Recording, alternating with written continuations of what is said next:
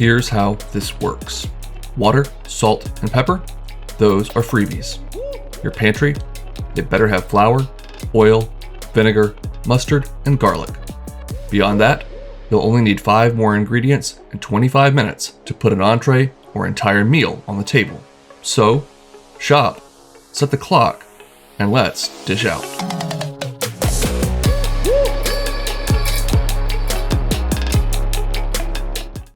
We will kick things off with some vegetable oil. We don't do a lot of frying on this channel, but it's pretty tough to fry with olive oil, at least if you have any kind of budget whatsoever to stick to. Anyways, we'll grab some sweetened coconut flakes, some panko breadcrumbs, some eggs.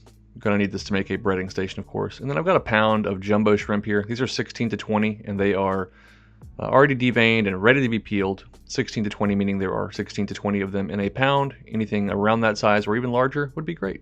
Anything smaller, and I'll just hope you enjoy breading things by hand. So we're gonna make quick sauce here with some mayonnaise, sriracha, sweet chili sauce, and vinegar. Exact amounts will be down below. A little bit of an extra recipe for you since it's not part of our 5 ingredients. You'll want to season that, of course, with cracked pepper and salt.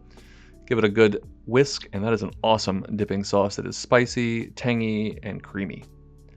For our 3-part breading station, we'll grab some flour into a bowl, add the panko to a bowl, and then we'll put a couple of those eggs along with a splash of water in a bowl.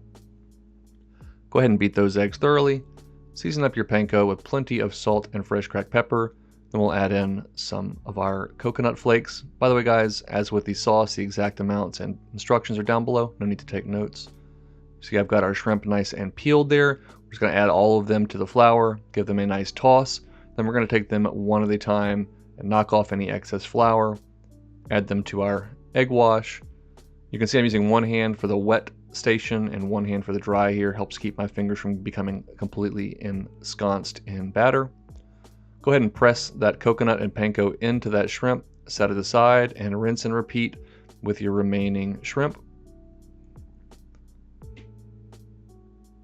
You want to let these sit for 5 to 7 minutes while your oil heats up. Let that batter and coating kind of form a nice solid layer. Once that oil is up to 350 degrees, we'll go ahead and fry these for 3 to 4 minutes total, a couple minutes per side. I'm using a high-sided skillet for this, but a small pot would be just fine as well. Once you've got golden brown color on that first side, go ahead and give them a flip.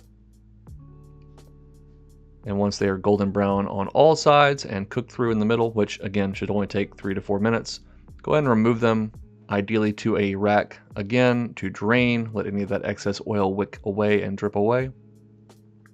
If you wanted to plate these as a meal, I would put down a big bowl of rice, followed by a nice bowl of that dipping sauce we made, but they'd be a great appetizer as well.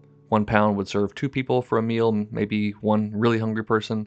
Be a great appetizer for 4 or 5.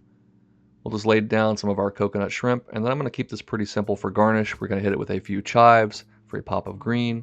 Then I went ahead and fried off a little more of that sweetened coconut. I'm just going to crumble that right over the top for added color and texture. You could do that in the hot oil or just bake it in an oven for 7 to 10 minutes until it gets nice and crispy. And there you go.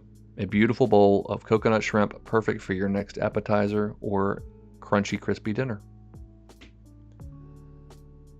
If you like coconut shrimp, there's nothing pretty special about these, or at least out of the ordinary, but man, they're great. They're crunchy, crispy, light because we didn't fry them too hard in that oil. That dipping sauce is sweet and tangy and spicy, and it is absolutely something you should serve with these.